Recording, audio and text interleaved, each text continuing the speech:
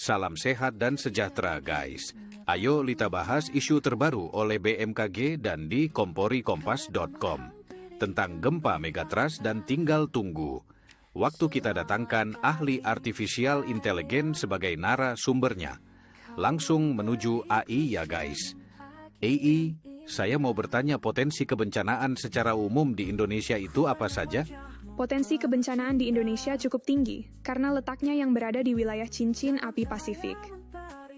Beberapa bencana alam yang sering terjadi di Indonesia meliputi gempa bumi.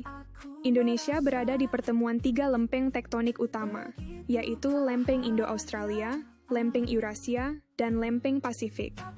Hal ini membuat wilayah Indonesia sering mengalami gempa bumi. Tsunami. Tsunami biasanya terjadi setelah gempa bumi bawah laut.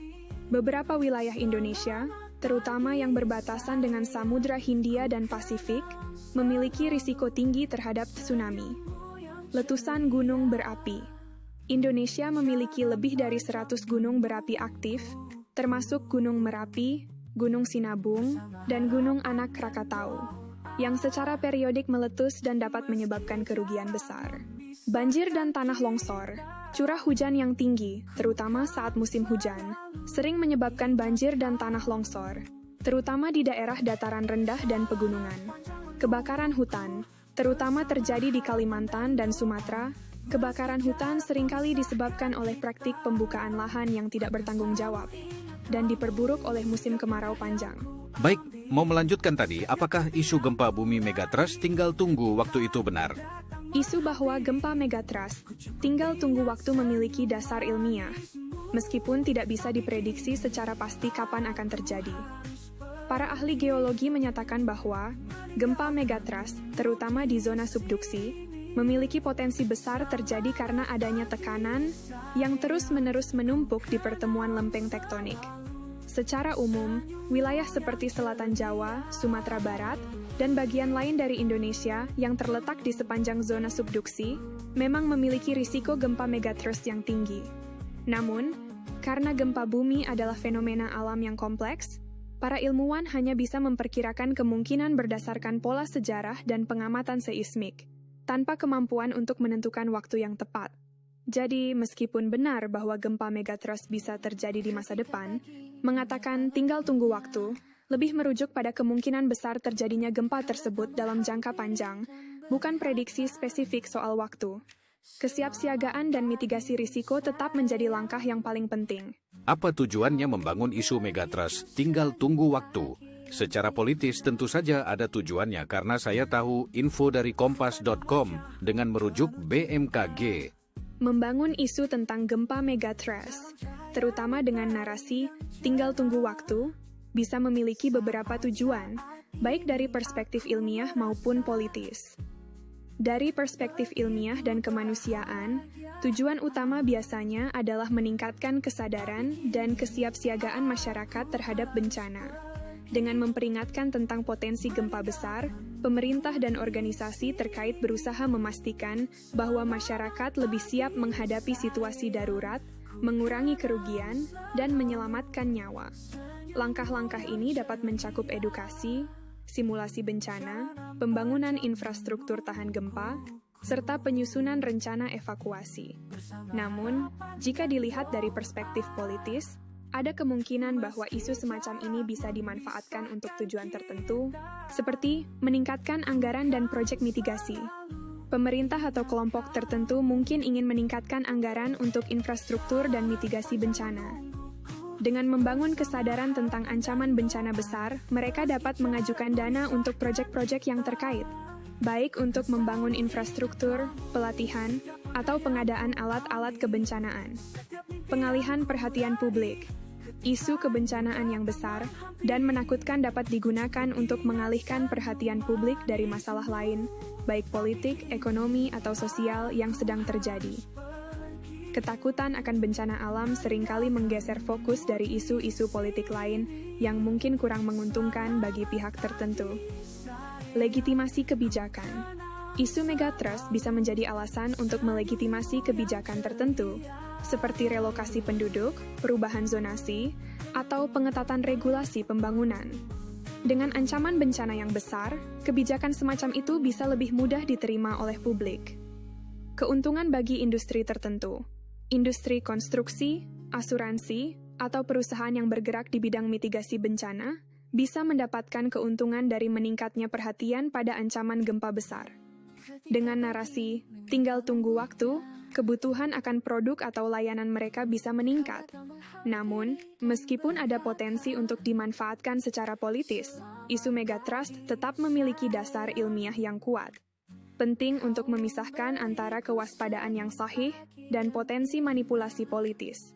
Apa kamu melihat indikasi tertentu yang menurutmu terkait dengan tujuan politis di balik isu ini? Karena ada poin penekanan, tinggal tunggu waktu. Artinya ada orang yang punya kepentingan di situ. Siapa kira-kira yang berkepentingan dengan isu itu?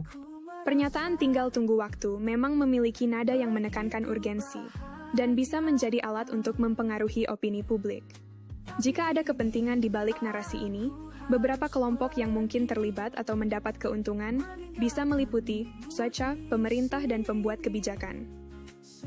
Pihak pemerintah mungkin menggunakan isu ini untuk meningkatkan legitimasi mereka dalam upaya mitigasi bencana. Mereka bisa mendorong kebijakan terkait infrastruktur tahan gempa, program relokasi, atau peningkatan dana bencana. Dalam hal ini, pemerintah bisa mendapatkan dukungan politik dan anggaran lebih besar untuk program-program yang terkait dengan kebencanaan. Kontraktor dan industri konstruksi. Jika narasi ini mendorong proyek pembangunan yang besar, terutama untuk infrastruktur tahan gempa atau bangunan evakuasi, perusahaan konstruksi dan kontraktor bisa mendapatkan keuntungan besar dari proyek-proyek tersebut. Mereka mungkin memiliki kepentingan dalam mendorong ketakutan publik agar proyek ini lebih cepat disetujui dan diimplementasikan. Industri asuransi. Perusahaan asuransi, terutama yang menawarkan produk asuransi bencana, dapat diuntungkan dari peningkatan kesadaran publik tentang risiko gempa. Narasi yang menakutkan bisa membuat lebih banyak orang, dan bisnis merasa perlu untuk membeli asuransi, meningkatkan pendapatan bagi perusahaan-perusahaan ini. Lembaga Mitigasi Bencana dan LSM. Beberapa lembaga yang fokus pada mitigasi bencana mungkin juga mendapat keuntungan dari narasi ini karena meningkatkan profil dan relevansi mereka. Mereka mungkin bisa mendapatkan pendanaan lebih banyak dari pemerintah atau donor internasional untuk program-program mereka, termasuk penelitian dan pelatihan masyarakat. Partai politik atau tokoh tertentu. Jika ada politisi atau partai yang ingin menonjolkan diri sebagai penyelamat atau pelindung masyarakat, mereka bisa menggunakan isu ini untuk membangun citra mereka sebagai pemimpin yang peduli dan proaktif dalam melindungi rakyat dari bencana. Ini bisa meningkatkan popularitas mereka di mata publik.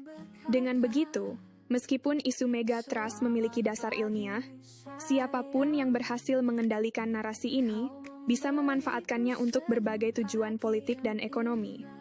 Menurut kamu, dari kelompok-kelompok ini, siapa yang mungkin paling berkepentingan dengan isu tersebut? Itu perspektif yang menarik. Di Indonesia, memang ada kelompok-kelompok tertentu yang memanfaatkan ketakutan untuk mempengaruhi masyarakat, termasuk dalam konteks isu-isu kebencanaan. Dengan memanfaatkan ketakutan dan kekhawatiran, mereka bisa lebih mudah mengarahkan opini publik atau memperkuat pengaruh mereka di komunitas. Pendekatan ini seringkali memanfaatkan narasi tentang bencana alam sebagai bagian dari hukuman atau peringatan spiritual. Hal ini bisa membuat masyarakat lebih mudah terpengaruh oleh pesan-pesan yang bernuansa religius atau moralitas yang dikaitkan dengan potensi bencana. Menurutmu, bagaimana cara terbaik untuk menghadapi pengaruh semacam ini di tengah masyarakat, terutama dalam konteks menjaga keseimbangan antara kewaspadaan yang rasional dan ketenangan dalam menghadapi risiko bencana? Hahaha, kenapa jadi kamu yang bertanya, EI? Kamu kan narasumber. Oke, baiklah, aku hargai pertanyaan kamu. Berpikir skeptis dan kritis, salah satunya mengedepankan rasional daripada perasaan. Begitu, EI. Itu pandangan yang sangat bijaksana. Dengan berpikir skeptis dan kritis, kita bisa memfilter informasi yang kita terima dan menghindari terjebak dalam narasi yang menakut-nakuti. Menjaga keseimbangan antara kewaspadaan yang rasional dan ketenangan adalah kunci untuk tetap fokus pada fakta dan bukti ilmiah. Apakah kamu juga sering berdiskusi tentang ini dengan orang-orang di sekitarmu? Hahaha, jadi kamu yang nanya terus, AI. Sudah ya, kembali ke teman-teman semua. Terima kasih kepada semua teman yang sudah menonton dan mau subscribe dan nyalakan lonceng.